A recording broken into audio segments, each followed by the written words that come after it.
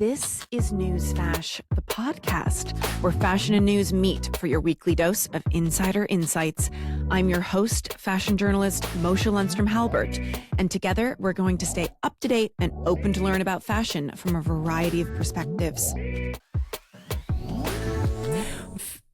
Well, hello, everybody, and welcome back to another News Fash Live, where not only are we rounding up all the top stories, all 5 or 6 of them that happened this week in fashion news, so you can quickly and succinctly and hopefully in an entertaining way get the scoop on the week that was in fashion, but also I'm going to be taking your questions and comments too. So please let me know what you make of all the week's top fashion news stories, and if you have any other ancillary questions about the worlds of fashion and style and career as well. I don't know if you saw, but Gucci is down bad, as they say. Their sales are actually down 25%.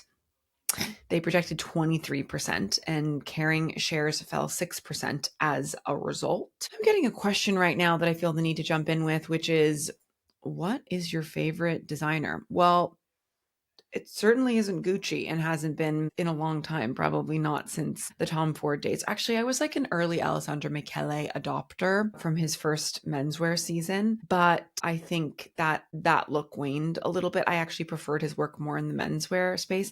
Who's my favorite designer? Let me see. Right now, of the moment, I don't know why I feel the need to tell you about a designer that I don't think gets talked about much anymore. And I'm kind of worried about being forgotten, especially with younger generations, because the label is currently somewhat defunct. And that is Sonia Rykiel. She was an incredible French designer who came up kind of in the new wave 60s and 70s and became very well known for her knits in Paris, and she was really much part of like the left bank intelligentsia, known for her striped sweaters and this idea of like liberating women from uncomfortable, restricting fashion garments. She was kind of like what Coco Chanel was to the 90s and 30s and 40s and 50s. I would say Sonia Rykiel was to the 60s and the 70s and the 80s. So she would definitely be one of my favorites. And if you don't know about her work, I would highly recommend you check it out. Do you think Demna will boost sales around Gucci? Because he is showing his first collection in September, so we shall see. If I were Gucci, I would be trying to figure out a way to like circumvent another sales slump and reverse engineer a little bit and see if Demna could work on some products that could like land in stores in tandem with his first show in order to capture the interest there and help with the sales. And because part of the problem with the Sabato de Sarno concept of it all, the last designer, was that his product was only just arriving in stores, but people had already seen so much of it through the collections that had been dissipated through social media, and there wasn't a great response to it. So then when it arrived in stores months and months later, the response continued to be tepid at best.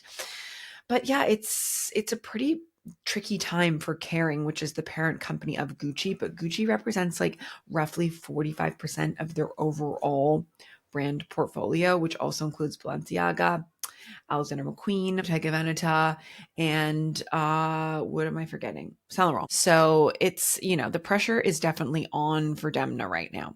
Definitely. And then as a result too of kind of the greater socioeconomic climate right now in fashion and a lot of the other macro issues, Louis Vuitton raised handbag prices by around 3.6% in the US, which they're saying is in response to the tariff war. But I thought it was interesting because I currently have a video that is kicking off a fair bit, both here on TikTok and also on YouTube, that's all about the controversy surrounding our luxury brands that claim to be made in Italy and France, actually made in China.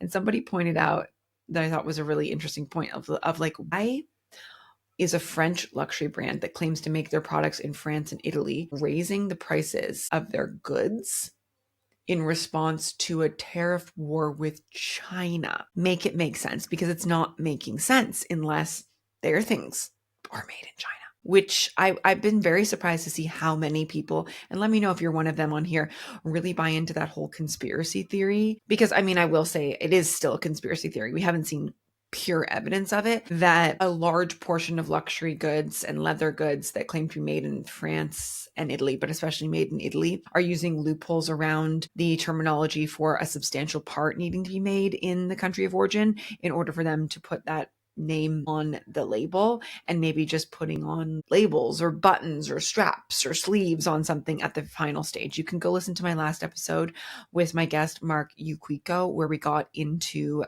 this more. But also, I thought the Louis Vuitton move was probably also a response to Hermès, which in the previous week had announced that they were going to raise their prices in the US market as well, in kind of like a premature effort to mitigate any damage from the tariffs. Oh my gosh, so many new messages from people here. Thank you to everyone who is on here and joined and supports Newsflash. I'd want to also point out too that I don't know if you saw, but DHL, who's one of the biggest shippers that a lot of luxury brands use because their logistics are considered to be very advanced and reliable, they are no longer shipping products that are of a value of over $800 to the US market, also in direct response to the tariffs. I just shipped like 3 boxes from Canada to the UK and it was $1,800 Canadian, like way higher than the actual values of the goods. The cost of shipping these days is just out of control. Out of control. I don't know if anyone else finds that. Woodrow Corral said about my earlier point about Sonia Rykiel. How do you spell her name? So her first name is Sonia and Rykiel is Rykiel. Sonia Rykiel. Live it, learn it, love it. That's your Newsflash homework for the week, which is learn about the work and explore the lore of Sonia Rykiel. She actually had like a naughty, read between the lines there, shop that she used to have in Paris that would sell like toys for adults, if you can believe it. So she was quite ahead of her time when it came to approaching a fashion brand from a real lifestyle lens. Okay, on to our next story. What does everyone make of Kendrick Lamar for Chanel? I personally think this was a brilliant move of Chanel's part to give him this eyewear campaign. I think Chanel is really at their best when they have a lot of fun in the eyewear department. Case in point, check these out. Does anyone recognize these? These are, I think they're 2006 or 7 or 8, one of those years. A very beloved Karl Lagerfeld Chanel collection. Maybe you saw them. I feel like Lindsay Lohan and Nicole Richie had them. These I purchased from the Chanel in Toronto with one of my first paychecks that I got from acting, which should have been a sign that I was not meant to be an actress, that I was spending like the little money I had on ridiculously expensive Chanel sunglasses, as opposed to like going to the theater or something more beneficial, or more acting classes, frankly, could have helped. But anyways, I do think that Kendrick Lamar getting this Chanel eyewear campaign really cements his current status as the ultimate men's fashion figure in hip hop right now. Do you agree? What do you think? And I think it's also a clever move for Chanel because they're not fully in the menswear space. And if you look at it, like all their competitors, Louis Vuitton, Dior, Hermès, along with Chanel and Prada are like the biggest brands in the biz. They all have a menswear component, which is very important to their bottom line. Chanel doesn't, besides fragrance. So I think eyewear is a very smart and kind of easy way for them to further nip at their competitors. Paloma says, what do you think about the EU, quote, substantial transformation law? I think the word substantial is incredibly vague and could be defined by something that indicates the brand or the mark, like the label. But also you could argue that that's not substantial at all because that's not, pivotal to the product functioning. Does substantial mean like the scale or the effort that went into the that part of the production component? I think it sounds very rife with kind of jargon loopholes, and that's part of the problem. And I think probably some brands are using this to their advantage and getting very creative with these laws. I did also see a story this week that broke that there was a Chinese couple that was shot in Italy over dispute over factories. And so I do think we're in a moment right now where a lot of these issues are coming to a head and people are becoming a lot more aware of the fact that like China and Italy are very intertwined when it comes to their vested interest in production, and they both kind of need each other, but that relationship can be both extremely beneficial and extremely fraught. And it does seem like there is a gray area when it comes to the legalities of it all that these two countries are existing in. And I've known Italians who have gone to China to set up factories and workshops there. And there's a large population of Chinese immigrants in Italy that work in the manufacturing space. So with that crossover, we're seeing a lot of tension emerge. And I think in this new era of like transparency online through content and digital media, consumers are seeking out more information and revealing more about what goes into, not just consumers, also people in the industry, about what goes into these products. And I do think that us all having like more awareness as to where and how and by whom things are made is a good thing. I think everything we consume, we should have a high level of awareness of like what animals were affected by that and how, and are we comfortable with that? What people were affected by that? Where was it made? And what is the value of this product? I think conversations around this are really important, and it's okay for us to disagree or for there to be some like sticking and pain points in the process. Von Taub says, I import a lot of product from Italy and they almost always disclose made in Italy through customs. Yeah, interesting. I mean, I do think that there is definitely, without a doubt, there is a lot of luxury brand production, and not just luxury, just any kind of fashion, leather goods, ready to wear, accessories production that does happen in Italy. There still is. There's a hell of a lot more that happens in China, though, and other parts of the world now, just due to economies of scale. And I think we all need to probably get real about that. Okay. Another big story of the week when it comes to campaigns was Burberry has a new campaign. I feel like I'm always talking about Burberry new campaigns, but they're really churning them out on quite a robust content calendar. This one is around Mother's Day, and it featured a British version of the royal family, well, rock royalty, if you will. It was the Jaggers and Jerry Hall, who's kind of the matriarch of that family. But it featured Georgia May Jagger, who's been a longtime Burberry model, her sister Lizzie Jagger and their kids, and their supermodel mom, Jerry Hall. Very, very charming stuff. Also, something seems to be brewing at Mulberry. I know if you're here on TikTok, you've probably seen a lot of videos and interest around a creator called Lydia Millen, who recently sold all of her Hermès bags and is opting for Mulberry bags. And people are thinking maybe she's got a collab in the works with them. But they released a new campaign starring the British supermodel Erin O'Connor, and it's all about a return to their Somerset factory. I once did a story where I visited their Somerset factory. This was when they had a designer named Emma. Does anyone else remember her name? Was it like Emma Cook, Emma Collins, something like that?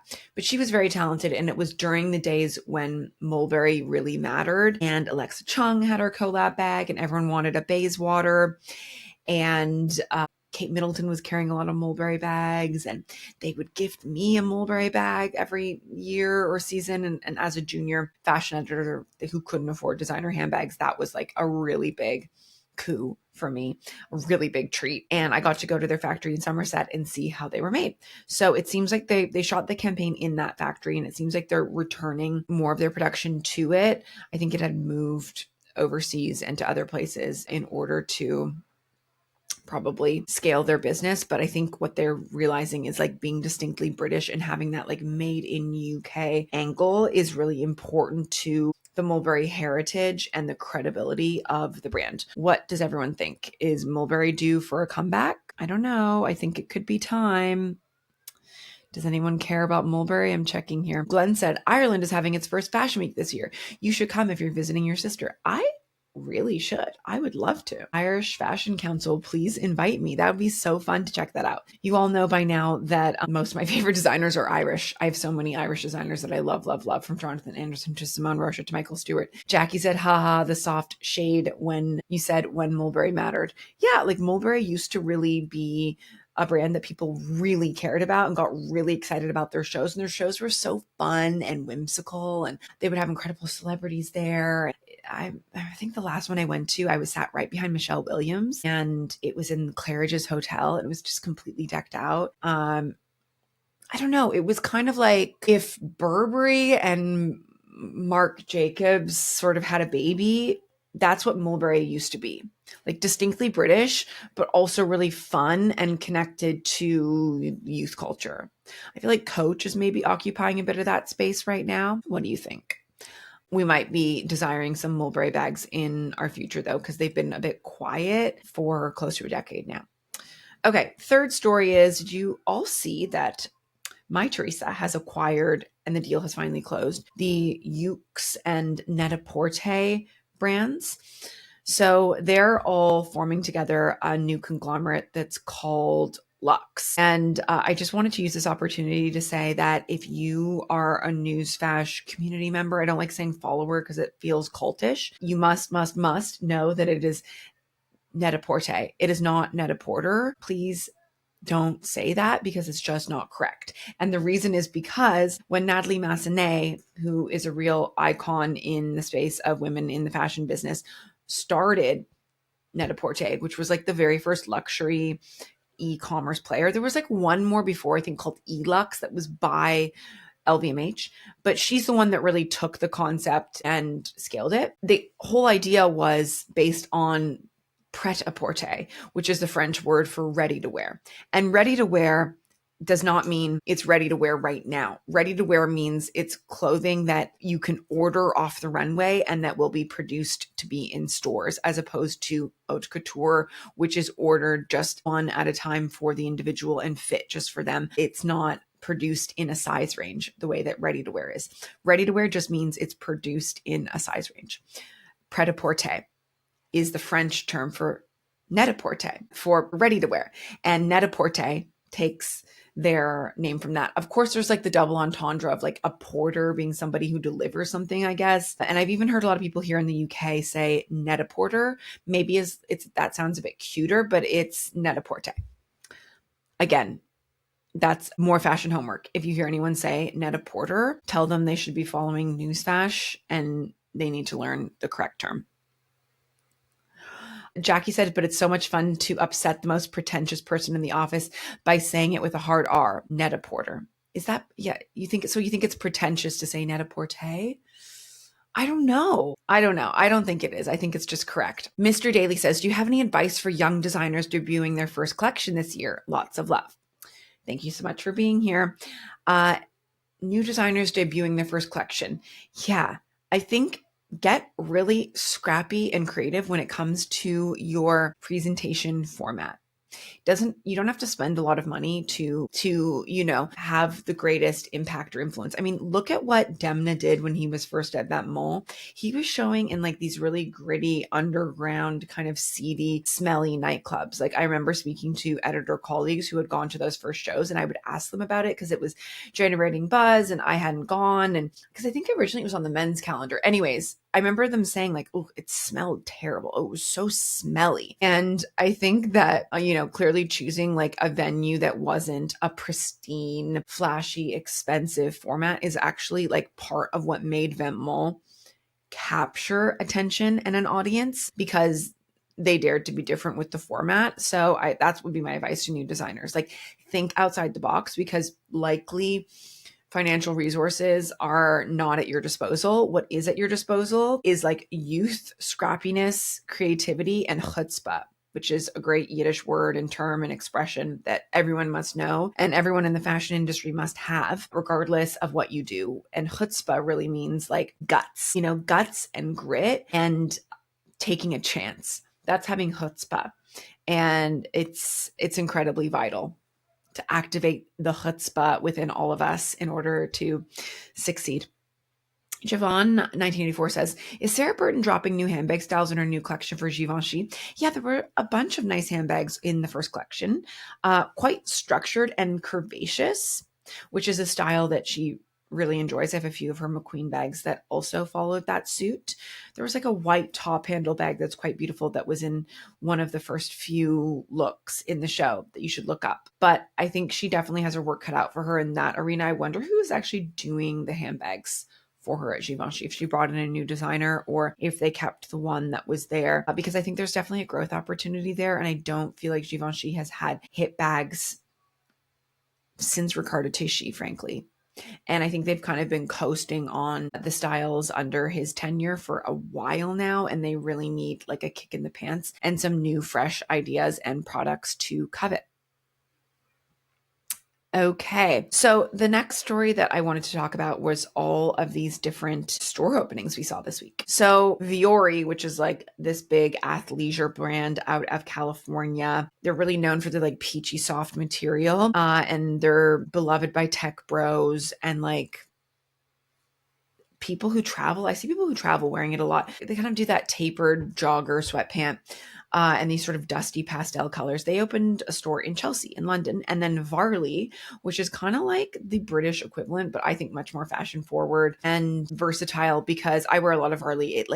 It interchanges, it kind of blurs the line between like athleisure and just great wardrobe staples. And it's quite sneaky because a lot of it, like you could be lounging in, or you could be working out in, or you could be wearing day to day, and no one might really know the difference. I'm actually wearing a Varley knit right now that's like a tennis, or maybe I think it's a cricket sweater underneath this, but I love how they do these cottony knits too. Anyways, they opened their first store on Madison Avenue. I think they have one other store in Soho in the US, but they have a big US push going on right now. And then Jacquemus opened the most stunning store in Los Angeles.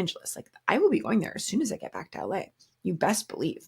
I don't know why Jacquemus gets so much pushback from a lot of times online. And I get why people say some of the designs are derivative, but that's what I expect at that like contemporary price point. I also think there's a lot of originality within like the marketing of that brand, within a lot of the accessories. And I have a number of the ready to wear contemporary pieces, and I think they're really nice quality for the price, and they have a lot of design without being the type of clothes that like wear you. Like, I think Jacquemus is a great place to find statement basics, if that makes sense, because that's a bit of a white space that not a lot of people in the industry always address. I'm seeing a bunch of new comments here. Do people agree with me? Jackie says, Vuori is beloved by men whose wives do all their shopping for them. That's really funny. Yeah, and they seem to go with on running shoes a lot. I don't love the pants on men. I don't know. My dad wears some Vuori though, and like he's pushing 80 and it's adorable on him and he really likes it. It depends. It depends on the person. But I think some of it has become a bit of a cliche. But it's very popular. They're nearly valued at $1 billion now. On top says, my husband loves those joggers. Yeah, it's really hard, I think, for men to find like casual, like in the UK, they call them tracky bottoms or like sweatpants or like comfy pants, like non-hard pants that aren't incredibly embarrassing for them to wear, like both in private or public. Like, it's really hard. I don't know. I'm constantly trying to convince my husband to change into something I'll call like comfies or like after school clothes even. Like, remember when you were in school and if you had a uniform or just like school clothes, whenever I got home, the first thing I'd want to do is change into my after school clothes. And like, I still feel that way now. I love to change into something when I'm home. And I think there's a lot of loungewear catered towards women that's like comfy and cozy and cute. And there's not like a lot of the similar styles for men are just incredibly repulsive. So it's tough out there. Vuori, I think, is doing their best to capture men that just want to get rid of some hard pants. Sniffest says, love your content. You give the best fashion commentary. That's so kind. Thank you so much. I'm so grateful to everyone that supports Newsfash and joins me on these lives weekly and tunes into my videos. I have a latest one where I go through these top fashion news stories as well, which you can check out too. Jackie says, Vuori's great quality. It fits well. Impressive how a big brand devoid of any personality has gotten, I think you meant to say like gotten big. Yeah, they kind of are. But you know what? They're very Southern California. And like a lot of times Southern California is a little devoid of personality. Like there's a lot of people that south of LA, just people are so relaxed that sometimes it can seem like the lights are on, but like nobody's home. Do you know what I mean? And I think Vuori suits that type of person. Von Top says, my husband works from home and it's the only way to get him to wear a decent casual. Fair enough. You know, there's a lot of worse alternatives there. I think just like be hyper vigilant about their shoes, I would say, and just hope for the best. If you're looking for an alternative to Vuori and that's not a direction you want to take your husband in, I recently got mine some of the Claire Wait Keller, a bit more like Japanese fit loungewear in this beautiful, almost aubergine, maybe a bit more of like a brown than an aubergine, less purple, more brown, not quite oxblood, Uniqlo set. And it was like a wide leg pant trouser, but it's made out of sweatpant material and a hoodie. Check it out. It's quite good. Okay. Oh, Von Top says, not me from San Diego getting red. Okay, but you're the one that like is championing Vuori. So that just really tracks. It is a uniform there. Like everyone in San Diego and Encinitas, where Vuori is based, and Del Mar, where I was a few months ago, like in the morning, I was just like, oh my God, everyone here is wearing Vuori and walking their dogs and on running shoes. Vision Aaron says, love your take, even as someone who's worked for decades in fashion too. Oh, thank you so much. Takes one to know one. Feels very good to be able to have conversations with people of like all different ilks and walks on here. People who, you know, work in the industry and have for a long time, like yourself, and also people that just love fashion and people that maybe don't know anything about fashion and are just interested in it. And my goal is to always just like educate, inspire, and entertain everyone no matter where they are and try to find that mix. So let's get to our next story now that I've done store openings. Oh, there's also a Frankie shop that opened in Abu Dhabi. Their first store in the Middle East. I think it makes sense because they do all those boxy cuts and like quite big pieces, which I think makes sense for the region because, you know, obviously there's more emphasis on modest dressing in the Middle East. And they also love a good beige in the Middle East, lots of beige head to toe. A lot of the Arabs that I see in London too, because you see like really fabulous Arabs in London, and they're often dressed head to toe in beige these days. I've noticed that. And it's just kind of, it just works, just shades of beige. And that's basically what Frankie Shop is. And Frankie Shop, like Varley too, is one of those brands that you can mix with more high-end brands really well, and it doesn't stick out. You can put it with some Loro Piana or with some Hermès if you're, you know, rich, and it works. But I will say I saw that Kelly Rutherford was at their opening, and she's this interesting figure to me because she's very well dressed, very beautiful. She really pulls a lot of things off, seems to wear a lot of smaller designers, but I see her absolutely at every fashion event now. Like I said that she would literally go to the opening of an envelope. Like she's everywhere, every brand, everything. Doesn't matter where it is, if it's in Abu Dhabi, if it's in Switzerland, if it's in Sweden, like Kelly Rutherford is there. Random, right? Because I don't see like her acting as much right now. It's like she's really branded herself more as a fashion influencer, really, or like an attendee of fashion events as a, I don't know, is that a career? I guess if you have a good manager and they can broker deals for you for that, maybe that works. I think it's all about like discovering what people want from you and then like serving that audience. And maybe what people want from her is for her to like go to events looking really great and get her picture taken and then share it on her social media and link to what she's wearing. Maybe that's just more lucrative and fun for her at this stage in acting. Mr. Daly says, yes, been to Dubai and Saudi Arabia. That's definitely true. Fabulous and modest fashion. Okay. So, and somebody else says modest clothes are more boxy. Yes, that's an interesting store opening from them.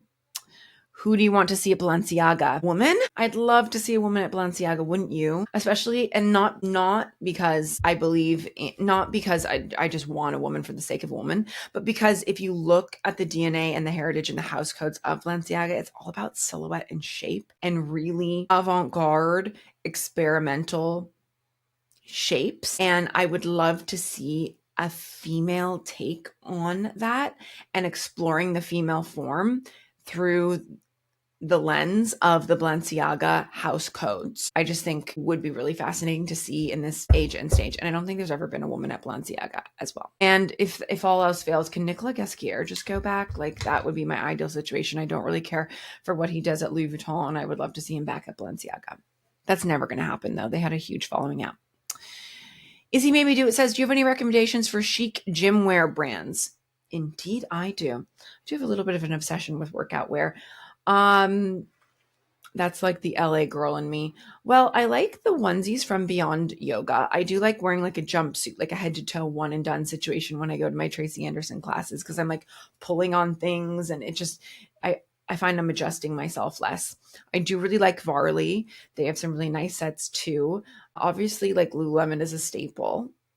I'm Canadian, so we all wear Lululemon, and it really is hard to beat their leggings. And then Aim, do you know them? AIM''N is a very good Swedish brand. So I hope that helps.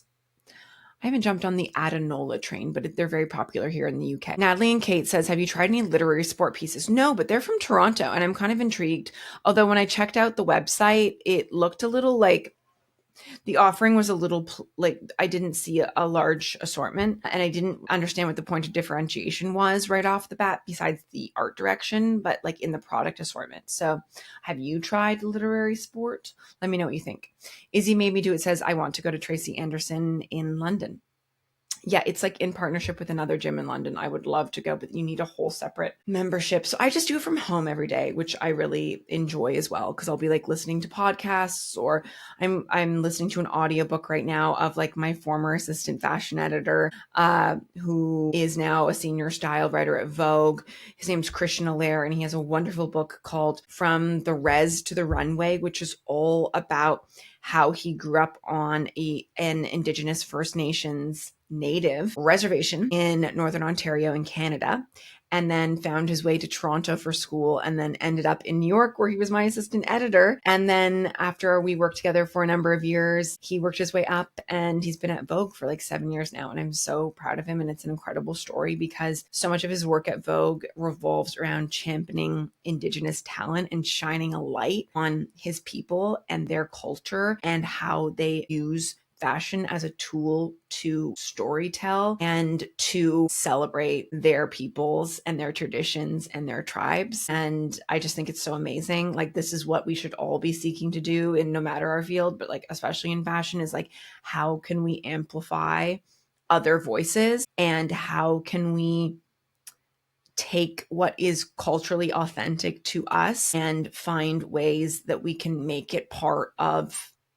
the greater fashion conversation, because fashion really means nothing if it isn't intertwined with a dialogue about culture. And it's just so much more rich and interesting to us all when we are coming at it from perspectives where we are bringing ourselves to the table and to the conversation. So definitely check out From the Res to the Runway. Mr. Daly says, such an inspiring story. Yes, check out Christian Allaire's latest book. You can check it out on Audible, or you can purchase it wherever you get your books. Okay, wrapping up the fashion news stories of the week, we also have Tommy Hilfiger. I don't know if you saw, but he just got paid $51 million this week from PVH, who is the parent company of Tommy Hilfiger. Like, who's still shopping Tommy Hilfiger? How is Tommy Hilfiger worth that much money still? But they bought out a chunk of the payments that they owed them. So it's being billed as like a masterful negotiation on their part. In other like rich people news that's kind of sickening, the CEO of Walmart, Doug McMillon, his pay package, his annual pay is $27 million a year. So that feels excessive. Yeah. That's a fact. In other really strange fashion news that I wish I could unsee and unlearn, and so therefore I'm going to share it with you because I don't know what else to do, is that scientists have discovered a new color called Olo. I really wish they hadn't discovered this new color because it's freaking atrocious. It is definitely not the new cerulean blue. It's a new color that can only be seen with lasers, not the naked eye, to which I say thank goodness, because it basically resembles if like Tiffany blue, which is one of my least favorite colors, was neon. Like, imagine a neon Tiffany blue and then you have Olo. No. Apparently it's going to take years for this color to be able to be used in the fashion industry. Hopefully I'll be dead by then, because I don't want this color anywhere near me or my retinas. In other news, did anyone see that Lewis Hamilton has a new collection for Dior, the F1 Formula One driver? It's based upon Afrofuturism, he said, and it's out July 3rd. A whole capsule collection. So go Lewis Hamilton. Is there anything that man can't do? He's also chairing the Met Gala and on the current cover of Vogue. The current issue of Vogue is so fabulous with all those Black men who are part of the Black Dandy Met Gala committee and theme. Coleman Domingo, A$AP Rocky, and Lewis Hamilton. And was there one more? Oh, Pharrell, of course, Pharrell. So yeah, I really think that this is going to be like maybe one of the best Met Galas. Like I have a really good feeling about it. I just love the theme.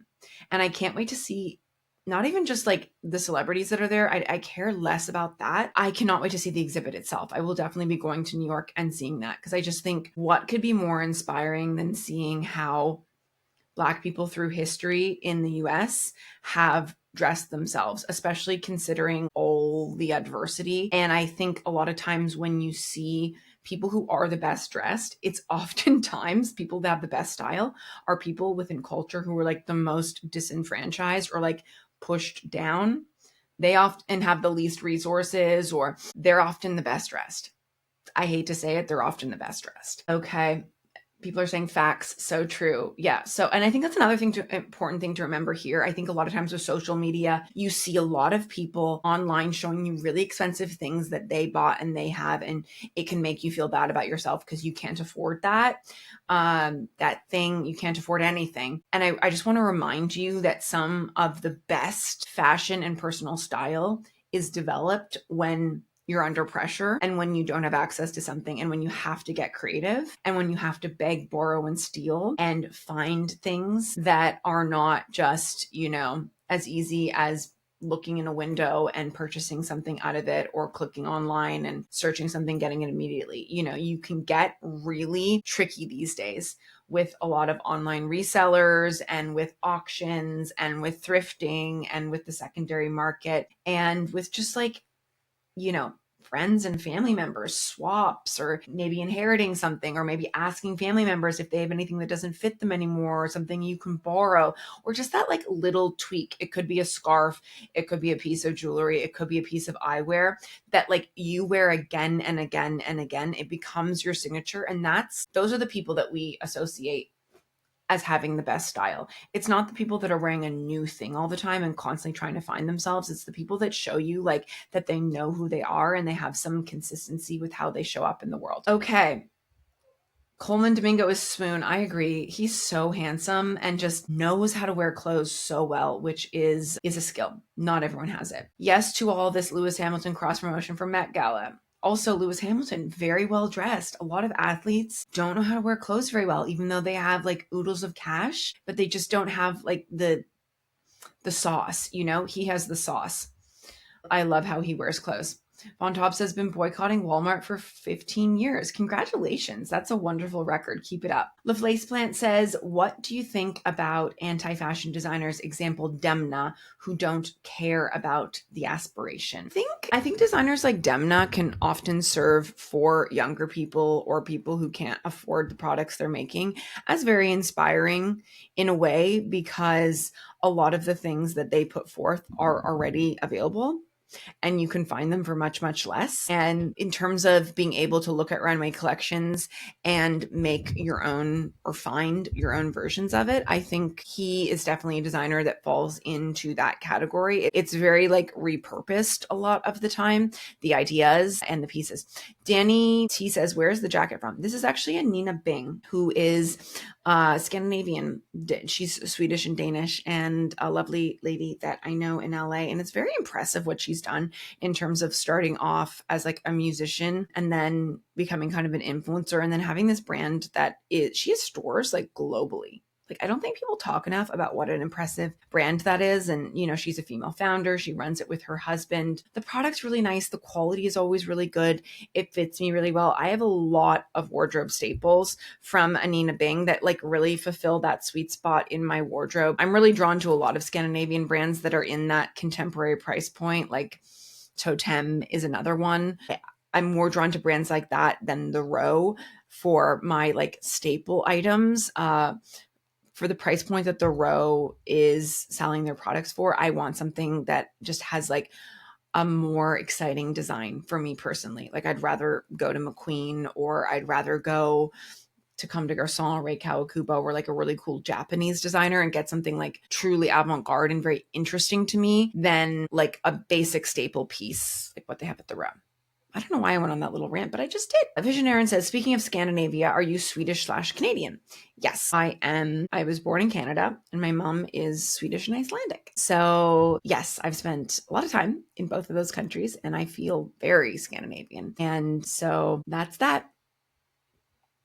Thoughts on 03, 04 Eddie denim skyrocketing in price? I mean, bound to happen. I think it only makes sense, but I do think he did a very good job of creating some incredible denim that I think will really retain its value during his time at Celine as well. I mean, look at the Kendrick Lamar Super Bowl jeans and what happened there. Visionary says, yes to Demna helping form young people's fashion interest. Exactly. Didn't Demna single-handedly usher in the age of the dad shoe, which lingers to this day? Yes, he did. That's actually an interesting idea. Like maybe I should do something or make a list of like, what is Demna's Balenciaga legacy?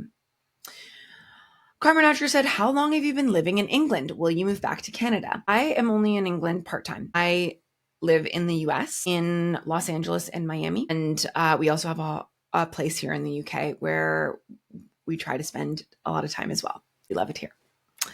So I hope that answers that. But I haven't lived in Canada for like, oh my gosh, like 14 years now. Oh, okay. A few more comments here.